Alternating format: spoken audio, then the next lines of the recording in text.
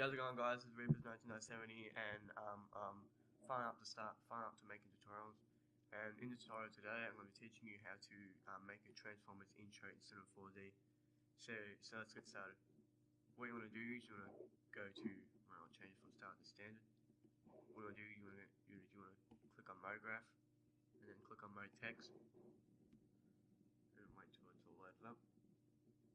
And I'll change the depth to 100. Which will give a 3D effect to it.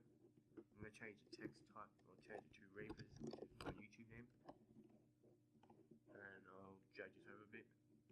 And I'm going to change this from regular to bold so it's a bit bigger and spreads out a bit more. And then click on Tahoma, which is the font name. Go all the way up until I see Ethnocentric, which is my favorite font. And this does not come onto the computer, you have to download. And then we'll go to caps. And then we'll go change the start from start and end to end cap to fillet cap and fillet cap. So now what we're going to do now is we're going to create two colors. We're going to double click on this little box down here and it'll create a material. Double click on that. I'm going to change this to a red type color. Remove the specular, and then I'm going to copy and paste it, which is by pressing Control and hold down Control and then click and then drag it. So it creates my color, and I'll put this one to maybe yellow. Yep. And now what I'm going to do now is I'm going to apply both these textures to the text. So I'm going to do that, and I'm going to select both of them. And where it says selection, I'm going to type in capital C1, and it will change the red and grey, and then change it. And now what I'm going to do is I'm going to click on the yellow one. I'm going to take and backspace to C1, and it should look like that. So what I'm going to do now is I'm going to add the explosion type effect. So you want to do is up here, it looks like some little object thing. You're going to click and hold it, and go to explosion effects. I'm going to name this to big, and then I'm going to put this as a child of the mode text, so the arrow's facing down. And I'm going to coordinates. Put this to 3. Or it really depends how big your text is, so I'm going to put mine to about 4.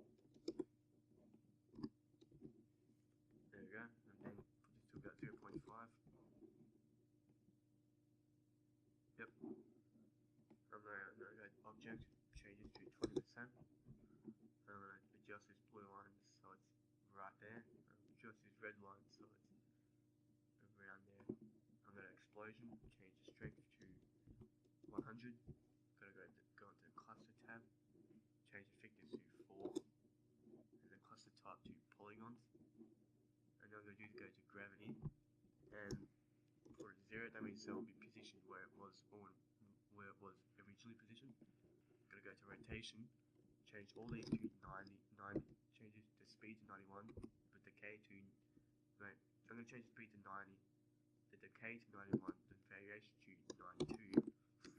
And then I'm going to put the variation to 94, and you can figure out there if you're, but I don't want to. So what we want to do now is we're going to control, and I'm going to copy and paste, so press control, hold down control and press CV.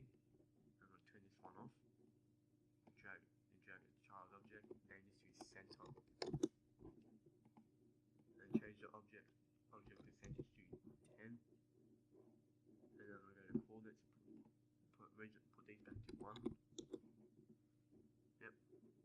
I'm going to adjust these red and blue markers back to where they were.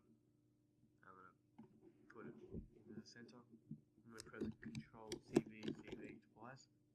And I'll name this to left, or lefty, and right. Yep. I'm going to put these as a child of that. And I'm going to put this one to the right. I'm going to put this one to the left. And yeah, so what we're going to do now is we're going to add a random effector to it. So highlight the mode text, go to mode graph, effector, and random. And it will sort of like mix up the letters. So you're going to go to parameter, there's 0, 0, uncheck position and check rotation. And what we're going to do is we're going to put this about 200, 500, and 800.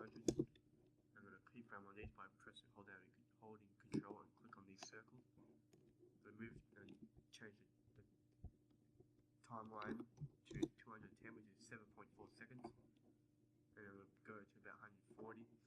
I'm going to put all these back to 0. Okay, and then I'm going to go back to the start again, and I'm going to enable the big explosion, and I'm going to keyframe the position Z in the coordinates, go up to about 40, and I might put it to about 1000.